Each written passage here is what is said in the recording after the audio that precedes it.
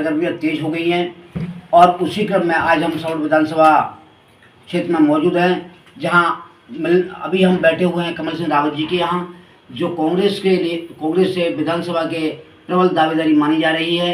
तो आइए जानते हैं उन्हीं की जुबानी क्या कहना है उनका।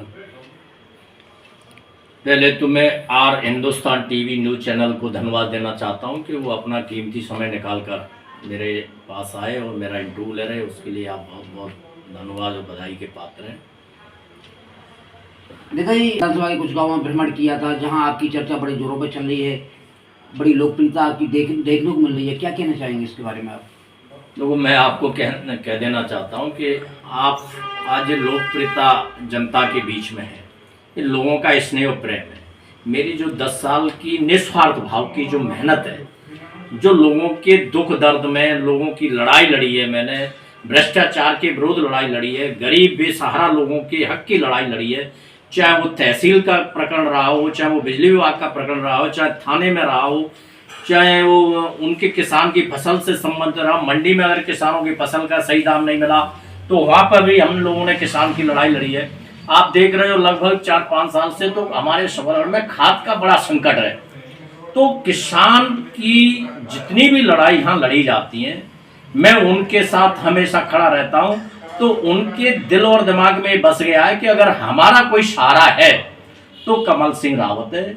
इसलिए आज उनकी हर एक मतदाता सबलगढ़ क्षेत्र का, चाहे वो किसी भी जाति धर्म वर्ग का हो, उनकी एक ही आवाज़ है कि भाई ऐसे व्यक्ति को सबलगढ़ में अगर सेवा का मौका मिले तो आज हमारी जो इच्छा है, हमारी जो यहाँ की सबलगढ़ विधानसभा की विकास की जो काम है तो वो निश्चित उनको कराने में सफल होंगे। अगर कहीं पार्टी ने आपके पक्ष में फैसला लिया तो आपकी पहली प्राथमिकता क्या होगी? देखो, पार्टी की ने मेरे पक्ष में फैसला लिया तो मैं पार्टी का हमेशा आभारी रहूँगा।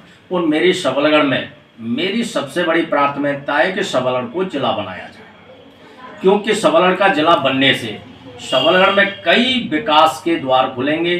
शिक्षा में सुधार होगा, स्वास्थ्य में सुधार होगा, तमाम तरह के उद्योग धंधे लगेंगे, यहाँ का नगर निगम बनेगा तो लोगों को नौकरियां मिलेंगी। और आज हमारा सबलगढ़ पूरी तरह से अंतर्राज्यीय व्यापार से जुड़ गया है। जैसे अभी चंबल का ब्रिज बनने से हम राजस्थान और गुजरात से भी जुड़ गए हैं।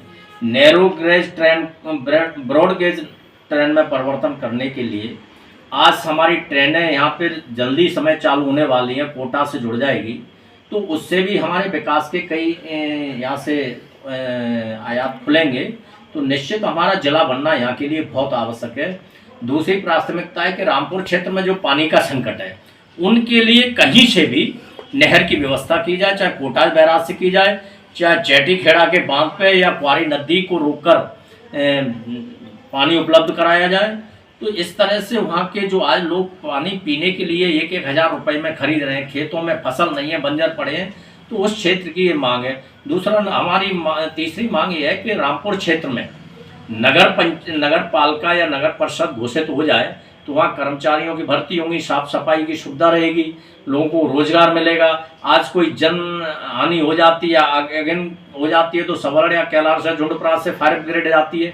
तो अगर वहाँ जब नगर पंचायत होगी तो सारी सुविधा वहाँ ही उपलब्ध रहेंगी। तो ये हमारी 3 प्राथमिकताएं सबलगढ़ के लिए सबसे पहले। और चौथी प्राथमिकता जो सबलगढ़ में आज नगर पंचायत में सीएमओ नहीं है, बिजली विभाग में डी नहीं है, शिक्षा विभाग में टीचर नहीं है, हॉस्पिटल में डॉक्टर नहीं है, डॉक्टर है तो दवाई नहीं है। इस तरह की व्यवस्थाएं सबलगढ़ में जो चरमराई गई हैं और जो भ्रष्टाचार आज चरम सीमा पे कि किसी भी विभाग में चले जाओ, चाहे थाने में चले जाओ, चाहे राजस्व तहसील में चले जाओ, चाहे स्वास्थ्य विभाग, चाहे नगर पालिका, कहीं भी बिना पैसे का जनता का कोई काम नहीं हो रहा। जो जनता का शोषण हो रहा है वो हमारी प्राथमिकता में रहेगा कि जनता के निस्वार्थ भाव से ईमानदारी से काम हो, उनसे किसी तरह का कोई रिश्वत नहीं ली जाए। और सबलगढ़ में अभी आप आए हो, नगर पालिका जो नैरो गेज ट्रेन निकल रही है, वहाँ पे नगर पालिका के पास जो अभी कृषि उपज मंडी और यहाँ से लगभग 200 गांवों का निकासी है, वहाँ पे एक पुलिया है, सिंगल पुलिया बनाई है। वहाँ जब मार्च में फसल आएगी जब किसानों की, तो उस समय जाम की स्थिति रहेगी, तो वहाँ पे एक डबल पुलिया बनवाई जाए। ये कुछ हमारी प्राथमिकता है जो सबलगढ़ को हम देना चाहते हैं।